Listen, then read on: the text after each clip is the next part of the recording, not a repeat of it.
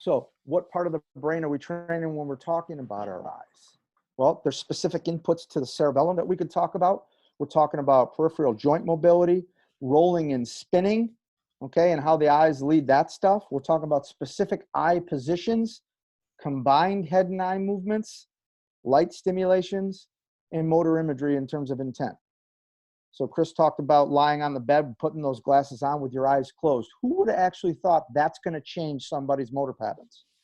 So there are reflexes hardwired into each one of us. It's got absolutely nothing to do with what you believe in, where your neurological background is. This is just reality, okay? Your brain always has to know where you are in space, okay? So here's your simple eye reflexes. Okay, I'm going to kind of walk you through each one of these eye reflexes, okay? And I think you know most of them, but we really don't spend a lot of time thinking about them. If your eyes go up, without your head moving, your eyes go up, what does that initiate? Anybody know? Put it in the chat. Extensors, okay? Eyes Nobody up, answered. extensors. Eyes up, extensors. If eyes are up and activates my extensors, what might eyes down do? Flexors, okay? Test it. Here's how you test it. I'm going to show you. And you guys can all do this. You guys can all do this online right now. So if I'm going to go shoulder extension, this is shoulder extension, correct?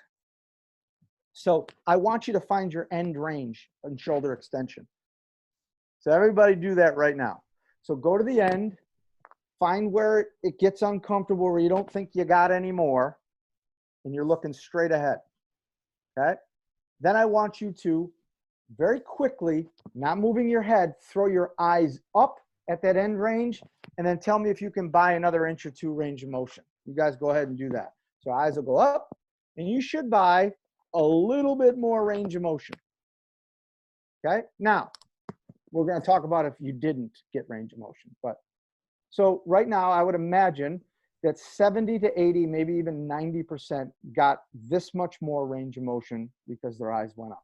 Now, how many weight rooms do you go around in the country that you hear when somebody's squatting, get your eyes up? I get it. That's awesome. But what happens with most kids is they do this, right? So they move their head. What did I just do to that joint? I jammed it.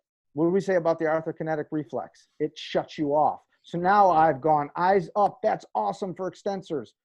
Jam the joint. I just canceled anything I can do. Keep your head Dan, neutral remember and get your eyes when up. you're trying to show people on the camera, you've got to take off your screen share so we can see. Oh, you can't see me? Okay, I'm sorry. All right. Do that. There we go. So eyes go up, extensors. Head goes back when the eyes go up. That's an arthrokinetic reflex, going to jam the joint. So it's just eyes up. So the test was extension. I go up with my eyes. I should buy 1, 2, 3. Some it's dramatic, right? Should buy some range of motion. Okay, I can see a bunch of people. How many people got a response? Eyes up. Just do this. Okay. If you got no response, you have an aberrant reflex right there. We got to fix that. Okay. Now, same thing goes the other way. Let's go into flexion. Shoulder flexion. Get to your end range in shoulder flexion. Dart your eyes down, not your head, eyes down. Should buy a little bit more range of motion. Okay. Eyes down, flexion. You can do it with a roll down test too. If you want to keep your eyes straight ahead, go down, get a toe touch, jam your eyes down as hard as you can. Look, you'll go further.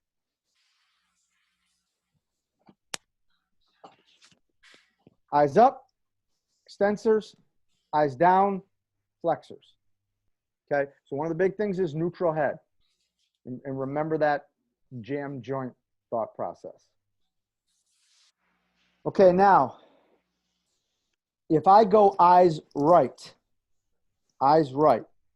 what might that mean I was going to do to my brain? So if I went eyes right, it means I'm going to end up moving right. So my head's going to end up going, I'm going to turn and run. I'm going to turn and flee. So eyes right would be extensors on the right. So Dan, is the position of the eye or the visual field? It is the position of the eyes. So you're looking at muscles. Yep. Yep. Okay, so eyes go right, extensors. How can I test that? Do a muscle extension test. So go eyes right, extension. Should get an increase. Everybody try that. Eyes right. Good, and there it is. I can see it right there on Scott. About that much. It moves. Okay. Eyes left. What am I doing if I'm going left, going this way? I'm going extension to my left, right? So how would this work? If I go eyes right, I'm going extension on my right. What would be happening over here on the left-hand side? Right? Flexion. So go eyes right, go into extension with your right, and go left. Flexion. Should have a pretty good increase. So if you get to your end range on both of those, get my end range on both, and then I go right, I should be able to get more.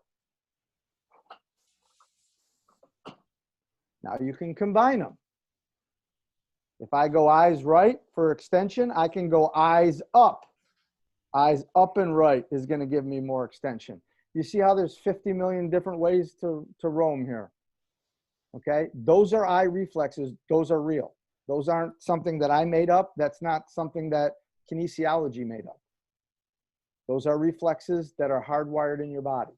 If they're not hardwired in your body, if you're not getting any type of result, then you have to go back to that 3-circle prong, and we got to use 2 of the other systems to help the visual system.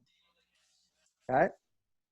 So what the hell do I mean by that? So if you were not increasing the range of extension or flexion with the matching eye movement, is that considered a weak spot? that'd be called yep, that would be called an aberrant reflex. Okay?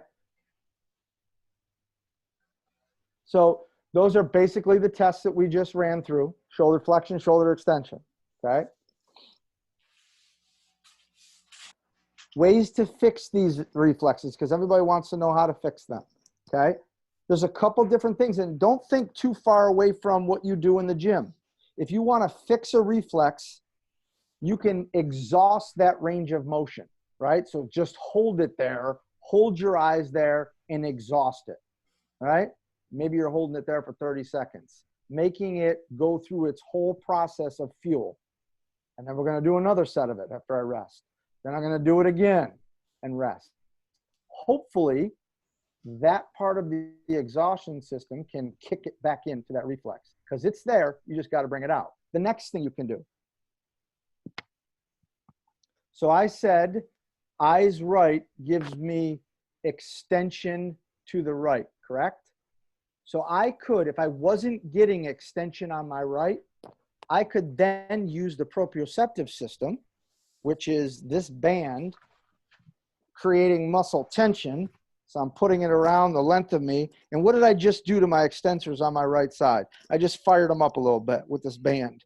So now I'm sending a good pattern of proprioception going into my brain, and then I'm going to do the eye reflex. And I'm going to try to buy it in that way. So now I'm using movement, the proprioceptive map, and the visual map to try to restore the reflex. Makes sense? Now, what would I be doing on this side? Some type of flexion. Okay, and if you guys can remember my talk in Missouri, I was talking about using bands for the push-pull type things and using reflexive training. That's it right there. That's how you help your eyes. It's another way to help your eyes. Okay, so the reflexive training was, if I want something to get better on my left-hand side, I can do the exact opposite on my right-hand side. Okay? And I'm going to explain that real quick just so you're not lost here. So if I'm doing a lateral raise on my left-hand side, you can't see me. Hold on. Yep. So if I'm doing a lateral raise on my left-hand side, the opposite motion on my right side is adduction, correct? So if I took a band and I pulled this way towards my midline, I'm going to get a better stability and better movement out of the other side of my body. That's a reflex, okay? That can help restore my patterns through my eyes. So then once your eyes are working and you're working on the muscular side of it, now you have an integrated nervous system, and that's basically how you use an integration or a stack to change a motor pattern. Dan, are there any good books on all the reflexes? Actually, Dan and I were putting together with Dr. Hyde Cotter a class on primitive reflexes and how to reset the primitive reflexes. But it's just the learning curve is too much. Yeah. Sorry. So I put this slide in here because of last night's tweet. So somebody suggested, well, that's the power of suggestion. Okay, that's awesome. The power of suggestion is a threat. It'll have an immediate impact on your body. Okay, that's why, if you look at Douglas's early stuff, just what you think, your body's going to respond to by what you're thinking. Okay, so if I'm calling out a suggestion, if I think that something should be happening based off of a reflex, odds are it's going to happen. Okay, so suggestion is a big deal. Perceived threat is the biggest deal that we're dealing with. So I'm trying to figure out ways in training to reduce that threat, and it's going to open up movement. Then all your benching, all your squatting, all your jumps, all your sprinting is going to take hold with a new meaning. So how do I use things like convergence and eye dominance and all these things? Okay. So here is a right eye dominant athlete.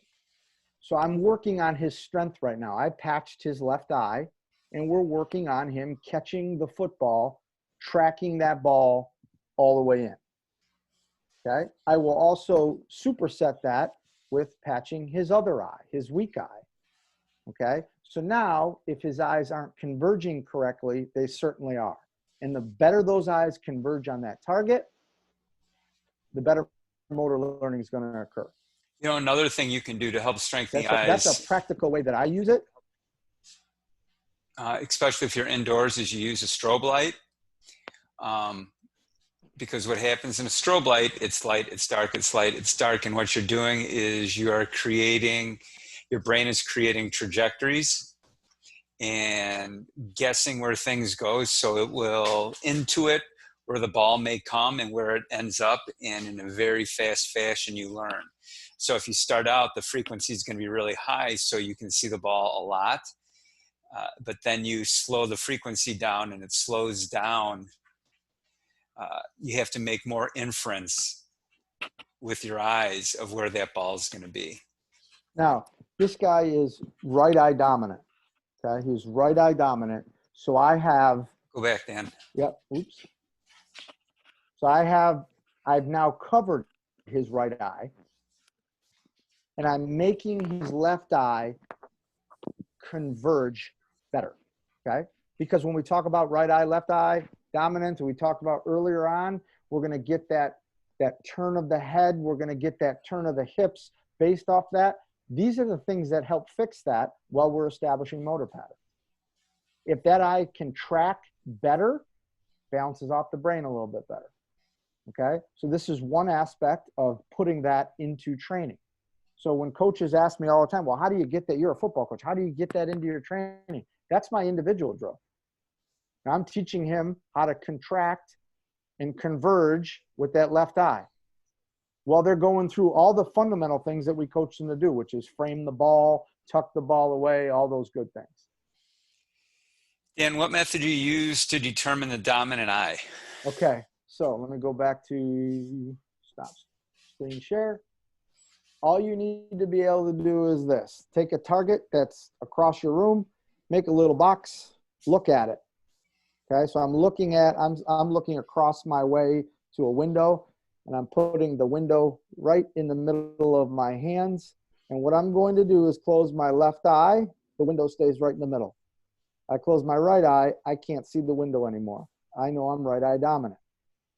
Okay? The other way you can do it is slowly bring your hands back and keep my window inside that square, and I have to bring it back to my dominant eye.